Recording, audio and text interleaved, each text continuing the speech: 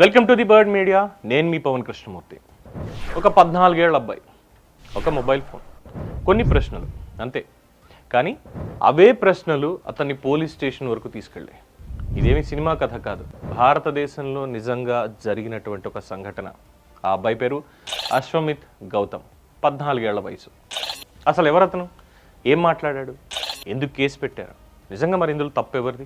ఈ కథని భావోద్వేగాలతోటి తీసుకెళ్లి 14 ఏళ్ల అబ్బాయిని, మైనర్ని అరెస్ట్ చేసేశారు అని చెప్పి భారతదేశ ప్రభుత్వాన్ని తిట్టుకుంటూ వెళ్ళిపోవడంతో కాదు, కాస్త లాజికల్గా అర్థం చేసుకుందాం. అశ్వమిత్ గౌతమ్ ఉత్తరప్రదేశ్ రాష్ట్రానికి చెందినటువంటి 14 ఏళ్ల విద్యార్థి. ఒక సాధారణ స్కూల్ స్టూడెంట్లా కనిపించినప్పటికీ కూడా సోషల్ మీడియాలో అతనికి లక్షల సంఖ్యలో ఫాలోవర్స్ ఉన్నారు. ఆశ్చర్యమే. అతని వీడియోలు పోనీ ఏమైనా వినోదం కోసం చేస్తున్నాడా, జంతువులకు సంబంధించో, స్కూల్ ప్రాజెక్ట్కి సంబంధించో, వాళ్ళ ఊళ్ళో ఉండేటువంటి ఈ సాంప్రదాయాలు వీటి మీద, లేదంటే ఫన్నీ వీడియోస్ ఏమైనా చేస్తున్నాడా, వినోదం కోసం చేస్తున్నాడా? కాదు. అతను మాట్లాడేది విద్యా వ్యవస్థ గురించి, మిడ్ డే మీల్స్ నాణ్యత గురించి, యువతకి ఉద్యోగాలు లేకపోవడం గురించి, ఈ సమాజంలో ఉన్నటువంటి లోపాల గురించి.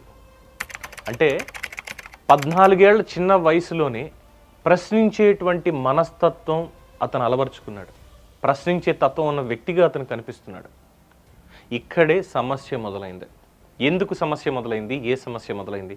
ప్రశ్నిస్తే తప్పే ఉంది అని అడగొచ్చు. ఎస్, ప్రశ్నిస్తే తప్పేమీ లేదు. మనం అనుకుంటాం కదా, విమర్శ తప్పు కాదు, సద్విమర్శ చేయొచ్చు అని. ఇక్కడే ఆ సమస్య ఏమొచ్చిందంటే, అశ్వమిత్ ఒక వీడియో పోస్ట్ చేశాడు, రోజ్గారీ గురించో, మిడ్ డే మీల్స్ గురించో, వీటికి సంబంధించి, అలాగే ఊళ్ళో ఉన్నటువంటి సమస్యలు, సామాజిక అంశాలు, వీటన్నిటి మీద కూడా ఆ వీడియోలో కొన్ని అభిప్రాయాల్ని తను వ్యక్తపరిచాడు. ఒక సమస్యని తీసుకొని వయసుతో సంబంధం లేకుండా గొప్ప పరిణితితో, నిజంగా మనం అభినందించాలి ముందుగా అశ్వమిత్ని. 14 ఏళ్ల వయసులో ఎంతోమందిని చూస్తున్నాం. అందరిలా కాకుండా తను ఒక ప్రత్యేకమైనటువంటి వ్యక్తిగా తనని తాను రూపుదిద్దుకుంటూ, సమాజాన్ని అధ్యయనం చేస్తూ, సమాజంలో నేను కూడా ఉన్నాను అనేటువంటి స్పృహతో ఉన్న సమస్యలన్నింటినీ కూడా ప్రభుత్వం దృష్టికి తీసుకువెళ్తున్నాడు ఆ వీడియో రూపంలో. అయితే కొంతమంది ఆ పూర్తి వీడియోని కాకుండా కొన్ని పాయింట్లని మాత్రమే స్పెసిఫిక్గా ఎడిట్ చేసుకొని, కొన్ని భాగాల్ని కట్ చేసి, అసలు అతను చెప్పినటువంటి అర్థం పూర్తిగా మారిపోయేలా చేసి సోషల్ మీడియాలో ఆ వీడియోని వైరల్ చేశారు. వైరల్ అయిన వీడియో ఒరిజినల్ వీడియో కాదు, అది వక్రీకరించబడినటువంటిది, కట్ చేసి పేస్ట్ చేసినటువంటి వీడియో. సో ఈ వీడియోని చూశారు చాలామంది, చూసి అభ్యంతరం వ్యక్తం చేశారు. ఇది సమాజంలో ఉద్రిక్తతలు కలిగించే అవకాశం ఉంది అంటూ ఫిర్యాదు చేశారు. దీంతో పోలీసులు రంగంలోకి దిగి అశ్వమిత్ మీద ఎఫ్ఐఆర్ నమోదు చేశారు. విచారణ కోసం అదుపులోకి తీసుకున్నారు. 14 ఏళ్ల చిన్నపిల్లాడిని, 14 ఏళ్ల చిన్నపిల్లాడిని అదుపులోకి తీసుకున్నారు. అతను మైనర్ కాబట్టి ఎక్కువ సమయం ఉంచలేదు డిటెన్షన్లో, వెంటనే పంపించేశారు. అతని అన్నయ్యను కూడా విచారణ కోసం కొంతసేపు అదుపులో ఉంచుకున్నారనేటువంటి సమాచారం కూడా బయటకు వచ్చింది. దీంతో దేశవ్యాప్తంగా చర్చ మొదలైంది. ఒక 14 ఏళ్ల పిల్లవాడి మీద కేసు అనేది అవసరమా అని. ఒక వీడియో కారణంగా పోలీస్ స్టేషన్ వరకు తీసుకెళ్లడం న్యాయమా అని ప్రశ్నిస్తున్నారు. ఇది ఒక అభివ్యక్తి స్వాతంత్ర్యంపై దాడి కాదా అంటూ గొంతులెత్తుతున్నారు. సోషల్ మీడియానే కాదు, దేశం కూడా ఈ విషయంలో రెండు వైపులా చీలిపోయింది. ఒక వర్గం ప్రజలు అంటున్నారు, ప్రజాస్వామ్యంలో ప్రశ్నలు అడగడం అనేది హక్కు, ఇంత చిన్న వయసులోనే చైతన్యం పొంది ఆ అబ్బాయి చూపిస్తున్నటువంటి చొరవకి ప్రోత్సహించాలి కానీ ఇలా డిటైన్ చేయడం ఏంటి అని. ఇక ఇంకో వర్గం వాళ్ళు, సోషల్ మీడియాలో మాటలకి బాధ్యత ఉండాలి, సెన్సిటివ్ అంశాల మీద మాట్లాడేటప్పుడు జాగ్రత్త అనేది చాలా అవసరం, ఇక్కడ భావోద్వేగం కాదు నిజాలను చూస్తే.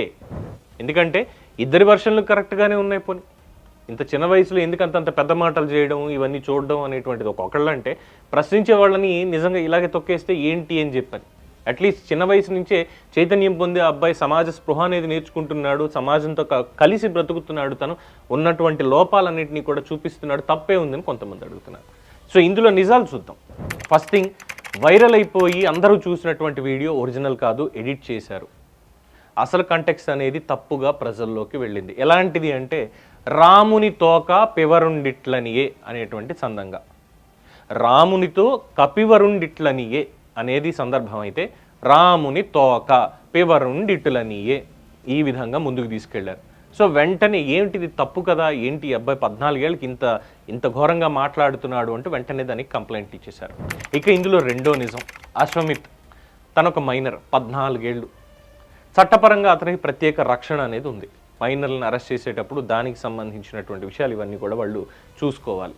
ఇక ఇందులో మూడో నిజం, సోషల్ మీడియా మాటలకి ప్రభావం అనేది ఉంటుందా ఉండదా అంటే ఖచ్చితంగా ఉంటుంది. కానీ ఆ మాటలను కూడా వక్రీకరించి ప్రచారం చేసిన వారి మీద కూడా బాధ్యత ఉండాలి, చర్యలు కూడా ఉండాలి తప్పు చేస్తే. ఈ కేసులో అసలు సమస్య ఎక్కడొచ్చింది అంటే నిజమైనటువంటి కంటెంట్ కంటే కట్ చేసి పేస్ట్ చేసి సోషల్ మీడియాలో చేసిన వైరల్ కంటెంట్కే అందరం ఎక్కువగా విలువనిచ్చాం. ఒక పూర్తి విషయం కూడా తెలుసుకోకుండా కేవలం ఒక చిన్న వీడియో క్లిప్ చూసేసి ఒక వ్యక్తిపై తీర్పు చెప్పడం, ఈ అశ్వమిత్ కేసు మనకి ఒక ముఖ్యమైనటువంటి గుణపాఠం చెప్తోంది. ప్రశ్నలు అడిగే పిల్లలు సమాజానికి ప్రమాదకరం కాదు. నిజంగా వాళ్ళకి ప్రశ్నించడం అనేది మనమే ఇంకా నేర్పించాలి. కానీ ఆ ప్రశ్నలని వక్రీకరించి భయం సృష్టించేటువంటి విధానమే అత్యంత ప్రమాదకరం. స్వేచ్ఛకి బాధ్యతకి మధ్య ఒక సంతులనం అనేది, ఒక సంతులత ఉండాలి. ఈక్వాలిటీ కనిపించాలి. స్వేచ్ఛకి బాధ్యతకి రెండింటికి డిఫరెన్సియేషన్ కూడా తెలిసి అనేది ఉండాలి. అభివ్యక్తి స్వాతంత్రం అనేది ఉండాలి. అదే సమయంలో కాంటెక్స్ట్ కూడా కాపాడబడాలి. ఈరోజు అశ్వమిత్, రేపొద్దున నేనవ్వచ్చు, మీరవ్వచ్చు, మనలో ఎవరో ఒకళ్ళు. అప్పుడు ఒక వార్త చూసినప్పుడు కానీ ఒక వీడియో వైరల్ చేసినప్పుడు కానీ ముందుగా అర్థం చేసుకోవాలి, తర్వాత అభిప్రాయం చెప్పాలి. ఇక్కడ ఇంకొక ఎగ్జాంపుల్, ఎందుకు ఈ మాట, గత 2 రోజుల నుంచి మనకు నడుస్తున్నటువంటి ఒక అంశం కేరళలో జరిగినటువంటిది. ఒక మహిళ ఒక వీడియో వైరల్ చేసింది, సోషల్ మీడియాలో పోస్ట్ చేసింది. చూడగానే ఇంకేముంది, అదిగో ఒక కామాంధుడు ఒక మహిళ పట్ల ఏ విధంగా తప్పుగా ప్రవర్తించాడు అని సమాజం ఒక తీర్పునిచ్చేసింది. ఫలితం దీపక్ అనేటువంటి వ్యక్తి మరణం.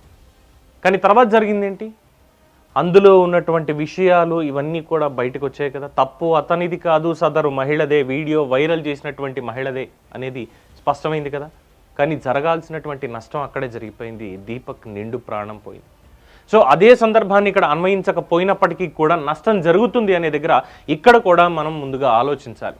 ఒక వీడియో వైరల్ అయింది, ఒక వార్త ఏదో వైరల్ అయిందని కానీ ముందుగా దానికి ఫ్యాక్ట్ చెక్ అనేది చేసుకోవాలి. అది కరెక్టా కాదా ఏముంది అనేది. ఎందుకంటే కొన్ని సెన్సిబుల్ ఉంటాయి, కొన్ని నార్మల్గా ఉండేటువంటివి, హాస్యాస్పదంగా ఉండేటువంటి వాటికి దాన్ని ఏం చేయలేం. బట్ చాలా సెన్సిటివిటీతో కూడినటువంటి అంశాలు కొన్ని ఉంటాయి. ఇక్కడ అశ్వమిత్కి సంబంధించింది కూడా అదే. అశ్వమిత్ ఇక్కడ తప్పు చేయలేదు, 100కి 100% తప్పు చేయలేదు. ప్రశ్నించడం తన నైజం, నేర్చుకున్నాడు, అలవర్చుకున్నాడు.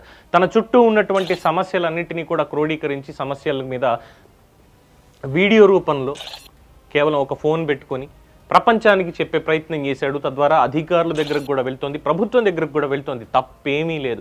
ఇంకా మాట్లాడితే 14 ఏళ్ల పిల్లలు ఏం చెయ్యాలి అంటే కేవలం పుస్తకాలతో చదువుకుంటూ ఉండాలి, లేదంటే గ్రౌండ్లోకి వెళ్ళి ఆడుకుంటూ ఉండాలి, ఇంతే తప్పితే ఏం లేదు. హోంవర్క్లు చేసుకునే వాడికి ఇవెందుకు అనే వాళ్ళకి అతని తెలివితేటలు, అతని ఆలోచన ధోరణి, ద మెచ్యూర్డ్ థింకింగ్నెస్, ఇవన్నీ కూడా నిజంగా అబ్బురపరిచేవి.